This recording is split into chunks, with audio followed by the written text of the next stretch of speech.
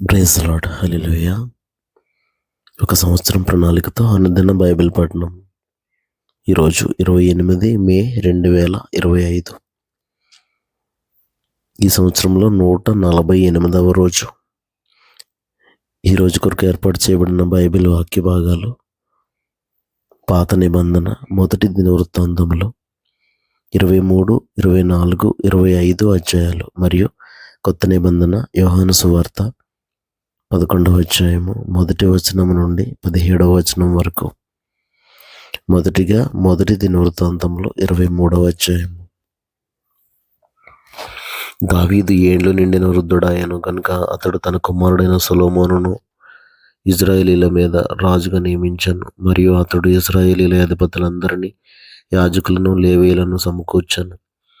అప్పుడు లేవీయులు 30 సంవత్సరములు మొదలుకొని అంతకు పై వయస్సు గలవారు కవిలలో చేర్చబడిరి.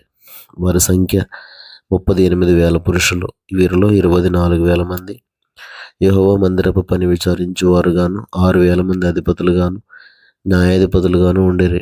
4,000 మంది ద్వారపాలకులుగా నియమింపబడిరి. మరి 4,000 మంది స్తుతి చేయు నిమిత్తమై దావీదు చేయించిన వాద్య విశేషములతో యెహోవాను స్తుతించువారుగా నియమింపబడిరి. గెర్షోను, కహాతు, మెరారీలను లేవీయులలో దావీదు వారిని వరుసలుగా విభాగించను. గెర్షోనీయులలో లద్దాను, షిమియా అను వారుండిరి. లద్దాను కుమారులు ముగ్గురు. పెద్దవాడగు యెహీయేలు, జాతాము, యోవేలు. షిమీ కుమారులు ముగ్గురు. షెలోమీతు, హజీయేలు, హారాను. వీరు లద్దాను వంశం యొక్క పితరుల పెద్దలు. యహాతు, జీనా, యాషు, బెరీయా అను నలుగురును షిమీ కుమారులు. యహాతు పెద్దవాడు, జీనా రెండవవాడు. యాషునకును బెరీయాకును కుమారులు అనేకులు లేకపోయిరి గనుక తమ పితరుల ఇంటి వారిలో వారు ఒక్క వంశముగా ఎంచబడిరి. కహాతు కుమారులు నలుగురు. అమ్రాము, ఇస్సహారు, హెబ్రోను, ఉజ్జీయేలు. అమ్రాము కుమారులు అహరోను, మోషే. అహరోనును అతని కుమారులను నిత్యము అతి పరిశుద్ధమైన వస్తువులను ప్రతిష్ఠించుటకును, యెహోవా సన్నిధిని ధూపం వేయుటకును, ఆయన సేవ జరిగించుటకును, ఆయన నామమును బట్టి జనులను దీవించుటకును ప్రత్యేకింపబడిరి. దైవజనుడగు మోషే సంతతి వారు లేవి గోత్రపు వారిలో ఎంచబడిరి. మోషే కుమారులు గెర్షోము, ఎలీయెజరు. గెర్షోము కుమారులలో షెబూయేలు పెద్దవాడు. ఎలీయెజరు కుమారులలో రెహబ్యా అను పెద్దవాడు తప్ప ఇక కుమారులు అతనికి లేకపోయిరి. అయితే రెహబ్యాకు అనేక మంది కుమారులుండిరి. ఇస్సహారు కుమారులలో షెలోమీతు పెద్దవాడు. హెబ్రోను కుమారులలో యెరీయా పెద్దవాడు. అమర్యా రెండవవాడు. యహజీయేలు మూడవవాడు. ఎక్మెయాము నాలుగవవాడు. ఉజ్జీయేలు కుమారులలో మీకా పెద్దవాడు. యెషీయా రెండవవాడు. మెరారీ కుమారులు మహలి, మూషి. మహలి కుమారులు ఎలియాజరు, కీషు. ఎలియాజరు చనిపోయినప్పుడు వానికి కుమార్తెలుండరు గాని కుమారులు లేకపోయిరి. కీషు కుమారులైన వారి సహోదరులు వారిని వివాహం చేసుకొనిరి. మూషి కుమారులు ముగ్గురు. మహలి, ఏదెరు, యెరీమోతు. వీరు తమ పితరుల ఇంటి వారిని బట్టి లేవీయులుగా ఎంచబడిరి. పితరుల ఇండ్లకు పెద్దలైన వీరు 20 సంవత్సరములు మొదలుకొని అంతకు పై వయస్సు గలవారై తమ తమ పేరుల లెక్కల ప్రకారం ఒక్కొక్కరుగా ఎంచబడి యెహోవా మందిరపు సేవ చేయు పనివారై ఉండిరి. ఇజ్రాయేలీల దేవుడైన యెహోవా తన జనులకు నెమ్మది దయచేసి ఉన్నాడు గనుక వారు నిత్యము యెరూషలేములో నివాసం చేయుదురనియు, లేవీయులు కూడా ఇక మీదట గుడారమునైనను దాని సేవ కొరకైన ఉపకరణములైనను మోయ పని లేదనియు దావీదు సెలవిచ్చాను. దావీదు ఇచ్చిన కడవరి ఆజ్ఞను బట్టి లేవీయులలో 20 సంవత్సరములు మొదలుకొని అంతకు పై వయస్సు గలవారు ఎంచబడిరి. వీరు అహరోను సంతతి వారి చేతి క్రింద పని చూచుటకును, వారి వశమున ఉన్న యెహోవా మందిర సేవ కొరకై సాలలలోను గదులలోను ఉంచబడిన సకలమైన ప్రతిష్ఠిత వస్తువులను శుద్ధి చేయుటకును, దేవుని మందిర సేవ కొరకైన పనిని విచారించుటకును, సన్నిధి రొట్టెను, నైవేద్యమునకు తగిన సన్నపు పిండిని, పులుసులేని భోజ్యములను, పెనములో కాల్చుదానిని, పీల్చుదానిని, నానా విధమైన పరిమాణములు గల వాటిని, కొలత గల వాటిని విచారించుటకును, అనుదినము ఉదయ సాయంకాలములందు యెహోవాను గూర్చిన స్తుతి పాటలు పాడుటకును, విశ్రాంతి దినములలోను, అమావాస్యల్లోను, పండుగల్లోను, యెహోవాకు దహన బలులను అర్పింపవలసిన సమయములన్నిటిలోను లెక్కకు సరైన వారు వంతు ప్రకారం నిత్యము యెహోవా సన్నిధిని సేవ జరిగించుటకు నియమింపబడిరి. సమాజపు గుడారమును కాపాడుటయు, పరిశుద్ధ స్థలమును కాపాడుటయు, యెహోవా మందిరపు సేవతో సంబంధించిన పనులలో వారి సహోదరులకు అహరోను సంతతి వారికి సహాయం చేయుటయు వారికి నియమింపబడిన పని అయి ఉండెను.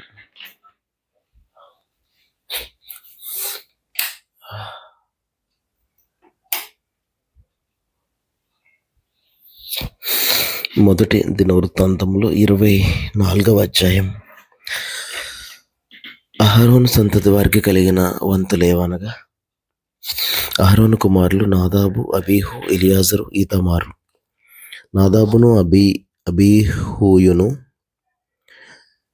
సంతతి లేకుండా తమ తండ్రి కంటే ముందుగా చనిపోయారు కనుక ఎలియాజరును ఈతామారును యాజకత్వం జరుపుచూ వచ్చిరి.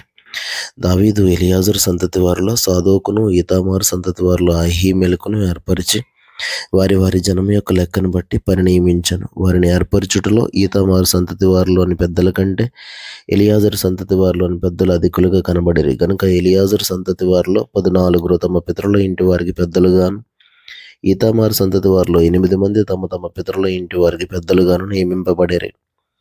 ఎలియాజరు సంతతిలోని వారును ఈతామారు సంతతి వారిలో కొందరును దేవునికి ప్రతిష్ఠితులకు అధికారులై ఉండిరి కనుక తాము పరిశుద్ధ స్థలమునకు అధికారులుగా ఉండుటకై చీట్లు వేసి వంతులు పంచుకొనిరి. లేవీయులలో శాస్త్రిగానున్న నెతనేలు కుమారుడగు షమయ రాజు ఎదుటను, అధిపతుల ఎదుటను, యాజకుడైన సాదోకు ఎదుటను, అబ్యాతారు కుమారుడైన అహీమెలకు ఎదుటను, యాజకుల ఎదుటను, లేవీయుల ఎదుటను, పితరుల ఇండ్ల పెద్దలైన వారి ఎదుటను వారి పేర్లు దాఖలు చేశాను.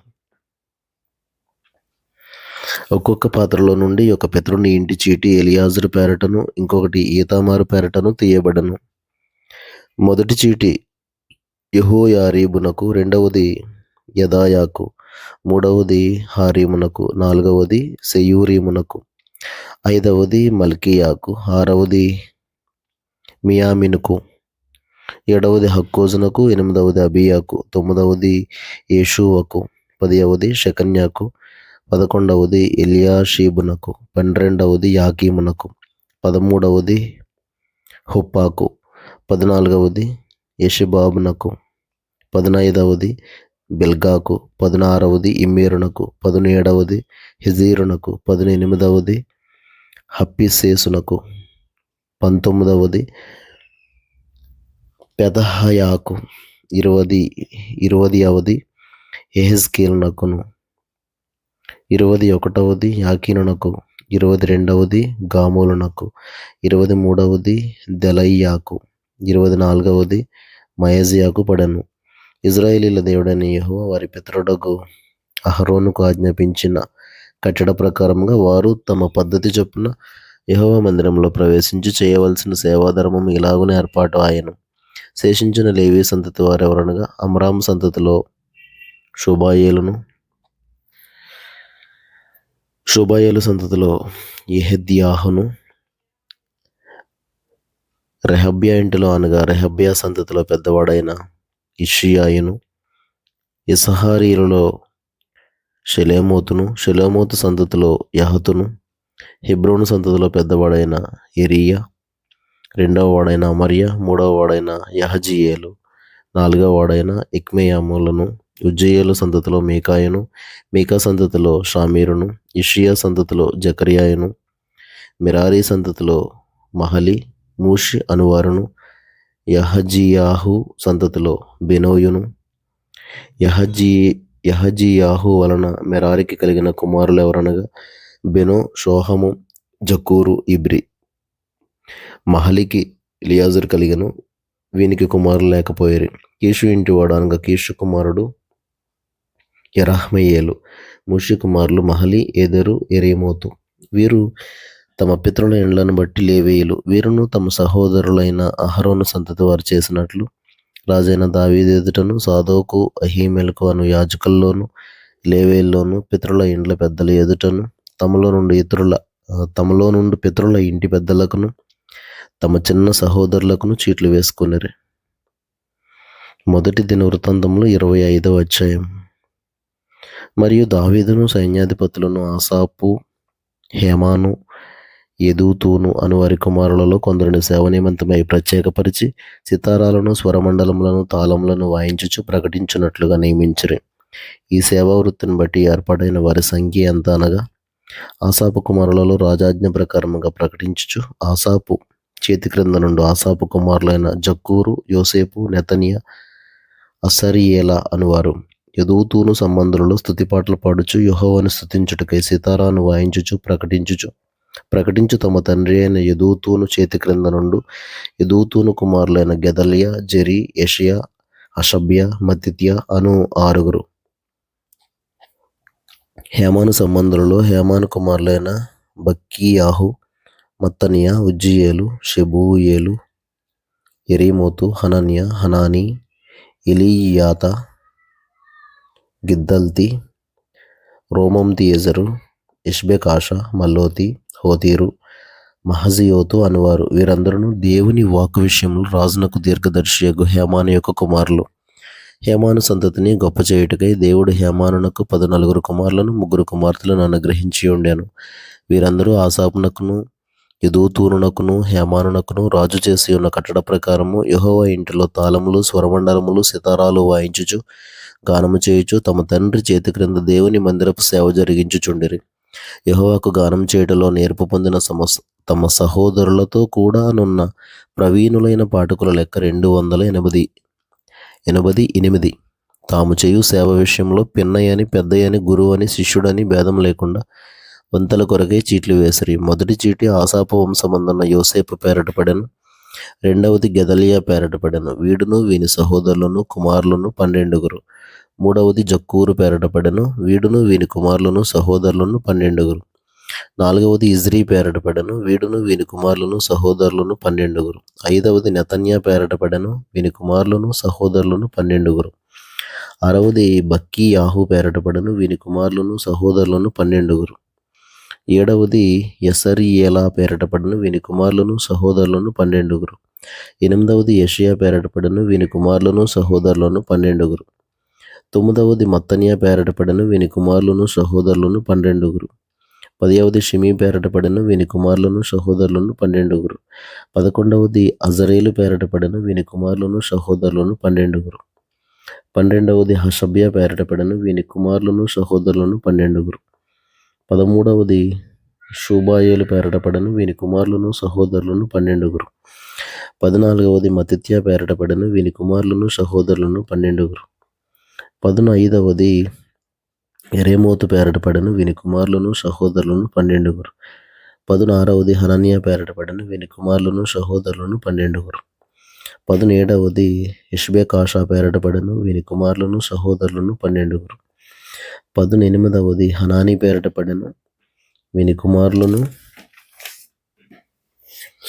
సహోదరులను 12. 19వది మల్లోతి పేరట పడెను. వీని కుమారులను సహోదరులను 12. 20వది ఎలీయాతా పేరట పడెను. వీని కుమారులను సహోదరులను 12. 21వది హోతీరు పేరట పడెను. వీని కుమారులను సహోదరులను 12. 22వది గిద్దల్తి పేరట పడెను. వీని కుమారులను సహోదరులను 12. 23వది మహజియోతు పేరట పడెను. వీని కుమారులను సహోదరులను 12. 24వది రోమంతియెజరు పేరట పడెను. వీని కుమారులను సహోదరులను 12.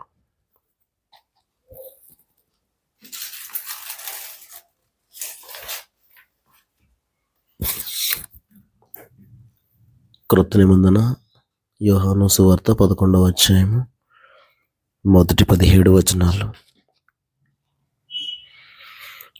మరియా ఆమె సహోదరి అయిన మార్త అను వారి గ్రామమైన బేతనీయలోనున్న లాజరు అను ఒకడు రోగి ఆయను. ఈ లాజరు ప్రభువునకు అత్తరు పోసి తల వెంట్రుకలతో ఆయన పాదములు తుడిచిన మరియకు సహోదరుడు. అతని అక్క చెల్లెండ్రు, ప్రభువా, ఇదిగో నీవు ప్రేమించువాడు రోగి అయి ఉన్నాడని ఆయన యొద్దకు వర్తమానం పంపిరి. యేసు అది విని, ఈ వ్యాధి మరణం కొరకు వచ్చినది కాదు గాని దేవుని కుమారుడు దాని వలన మహిమపరచబడినట్లు దేవుని మహిమ కొరకు వచ్చినదనను. యేసు మార్తను ఆమె సహోదరుని లాజరును ప్రేమించను. అతడు రోగి అయి ఉన్నాడని యేసు వినినప్పుడు తానున్న చోటనే ఇంకా 2 దినములు నిలిచాను. అటుపెమ్మట ఆయన మనము యూదయకు తిరిగి వెళ్ళదమని తన శిష్యులతో చెప్పగా, ఆయన శిష్యులు, బోధకుడా, ఇప్పుడే యూదులు నిన్ను రాళ్లతో కొట్ట చూచుచుండిరే, అక్కడికి తిరిగి వెళ్ళదువా అని ఆయన అడిగిరి. అందుకు యేసు, పగలు 12 గంటలున్నవి కదా, ఒకడు పగటి వేళ నడిచిన ఎడల ఈ లోకపు వెలుగును చూచును గనుక తొట్రుపడాడు. అయితే రాత్రివేళ ఒకడు నడిచిన ఎడల వాని అందు వెలుగు లేదు గనుక వాడు తొట్రుపడునని చెప్పాను. ఆయన ఈ మాటలు చెప్పిన తర్వాత మన స్నేహితుడైన లాజరు నిద్రించుచున్నాడు. అతని మేలు కొలుప వెళ్ళుచున్నానని వారితో చెప్పగా, శిష్యులు, ప్రభువా, అతను నిద్రించిన యెడల బాగుపడుననిరి. యేసు అతని మరణమును గూర్చి ఆ మాట చెప్పెను గాని వారు ఆయన నిద్ర విశ్రాంతిని గూర్చి చెప్పెను అనుకొనిరి. కావున యేసు, లాజరు చనిపోయాను, మీరు నమ్మునట్లు నేను అక్కడ ఉండలేదని మీ నిమిత్తం సంతోషించుచున్నాను. అయినను అతని యొద్దకు మనం వెళుదాం రండని స్పష్టంగా వారితో చెప్పాను. అందుకు దిదుమ అనబడిన తోమ ఆయనతో కూడా చనిపోవుటకు మనమును వెళ్ళుదామని తన తోడు శిష్యులతో చెప్పాను. యేసు వచ్చి అది వరకే అతడు 4 దినములు సమాధిలో ఉండనని తెలుసుకొనాను. దేవుడు తన పరిశుద్ధ వాక్యమును మన వెనికిడిలో దీవించునుగాక. ఆమేన్.